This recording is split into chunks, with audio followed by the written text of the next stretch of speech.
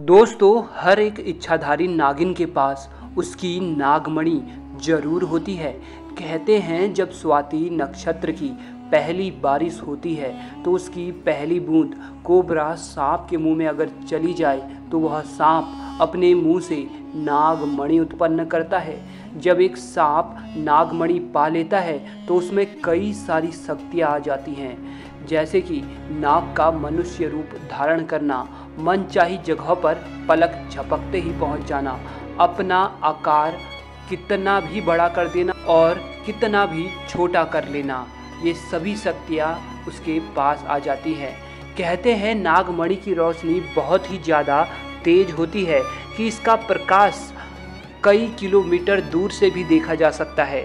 परंतु दोस्तों, एक इच्छाधारी नागिन अपने नागमणि को हमेशा लोगों की नज़रों से छुपा कर रखती है, परंतु जब भी कोई उसकी नागमणि उससे छीन ले तो नागिन का गुस्सा सातवें आसमान में होता है। ऐसी ही एक सच्ची घटना आज हम आपको बताने वाले हैं, जो कि बिहार के दरभंगा के एक ऐसे गांव में घटी जो कि जंगल के बिल्कुल करीब बसा हुआ है। इसी गांव में सौरभ और गोपाल नाम के दो व्यक्ति रहते थे। दोनों की काफ़ी अच्छी दोस्ती थी और दिन के समय दोनों अपने बकरियों को चराने के लिए जंगल साथ जाया करते थे। उसी जंगल में एक इच्छाधारी नागिन अपने नाग के साथ रहती थी और अपने नागमणि की रखवाली करती थी। एक बार गोपाल की एक बकरी घने जंगलों के अंदर चली गई तो गोपाल ने सौरभ से कहा कि तुम आज मेरी बाकी बकरियों को अपने बकरियों के साथ घर ले जाओ, मैं तो अपनी उस बकरी को ढूंढ के ले आता हूँ जो शायद जंगल में थोड़ा अंदर चली गई है। उधर नागिन भी अपना भेष बदल कर तथा मनुष्य रूप धारण कर नाग को नागमणि की रक्षा के लिए छोड़ गांव में भ्रमण को निकल गई। जब गोपाल अपनी बकरियों को ढूंढता हुआ उस जगह पहुंचा जहां एक पेड़ के नीचे बने बिल से तेज रोशनी आ रही थी, उसे लगा कि कोई कीमती हीरा या फिर आभूषण उसके नीचे हो सकता है। तो उसने उस पेड़ की ही एक टहनी को तोड़ा और एक बड़ा सा डंडा बना लिया और उस बिल को जोर जोर से मारकर तोड़ने लगा। उस बिल को तोड़ते समय गोपाल बहुत तेजी से डंडे का वार कर रहा था, जिसमें से दो चोट नाग के बिल के अंदर मौजूद नाग को भी लग गई और नाग ने उसी समय अपना दम तोड़ दिया। जब गोपाल ने मरे हुए नाग को देखा और उसके पास तेज चमकती मणि को देखा तो वो समझ गया कि वो चमकती चीज नागमणि ही है। उसने पहले नाग को डंडे से हिलाया और यह सुनिश्चित किया कि नाग मर गया है या जिंदा है।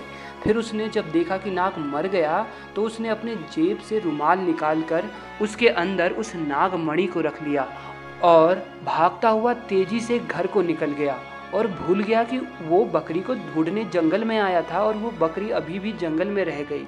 इधर जब नागिन वापस अपने बिल की तरफ लौटी तो जैसे ही उसने नागमणि गायब पाई और अपने नाग को मरा हुआ देखा तो वह गुस्से में आग बबूला हो गई। उसने अपनी शक्ति से नाग की आंख में देखा और जान लिया कि ये हरकत किसकी है। गोपाल ने बहुत बड़ी गलती कर दी थी कि उसने नाग के शरीर को वैसे ही उस जंगल में छोड़ दिया था। अगर वह नाग के शरीर को उसी समय जला देता तो शायद नागिन को गोपाल के बारे में पता ही नहीं चलता। उधर गोपाल बहुत खुश था क्योंकि उसे दुनिया की सबसे शक्तिशाली चीज नागमणि जो मिल चुकी थी।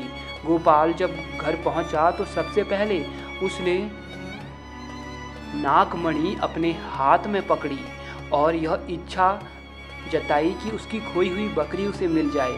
दोस्तों, चमत्कार हुआ कि अगले ही पल वह बकरी उनके घर के दरवाजे पर थी। गोपाल ये सब देखकर बहुत खुश हो गया। उसने नागमणि की सहायता से अपने घर को ही बदल दिया और अब वह गांव का सबसे अमीर इंसान बन चुका था और वह केवल और केवल नागमणि की मदद से। उधर नागिन अपने नाग का बदला गोपाल से लेने के लिए बेकरार थी, परंतु वह विवश थी क्योंकि गोपाल के पास नागमणि थी और वह तब तक गोपाल को नुकसान नहीं पहुंचा सकती थी जब तक उसके आसपास वो नागमणि हो। दोस्तों, कहते हैं कि इच्छाधारी नागिन बगैर नागमणि के भी कोई भी रूप धारण कर सकती है।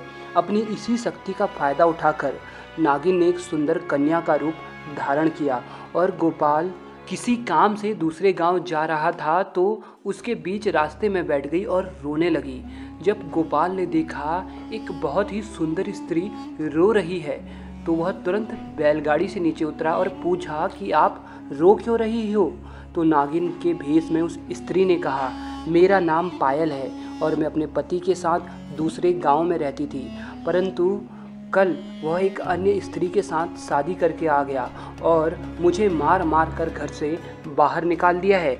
मैं बेसहारा हूँ, लाचार हूँ। गोपाल को उस स्त्री पर तरस आ गया और उसकी सुंदरता से गोपाल बहुत आकर्षित भी हुआ। वह उसे अपने साथ घर ले आया। धीरे धीरे नागिन और गोपाल में दोस्ती शुरू हो गई और दोस्ती इतनी गहरी होती चली गई कि गोपाल को पता ही नहीं चला कि कब वह उस स्त्री से प्यार में फंस चुका था। एक दिन गोपाल और पायल यानी वो नागिन दोनों घूमने के लिए गए और एक जगह एकांत पाकर पायल ने गोपाल से पूछा, तुम्हारे गले में ये चमकती सी चीज़ क्या है? तो गोपाल बोला, कुछ नहीं, एक साधारण सा आभूषण है, मुझे बहुत अच्छा लगा इसलिए मैं इसे गले में पहनता हूँ। दोस्तों, ये वही आभूषण था जो नागमणि के नाम से पुकारा जाता है।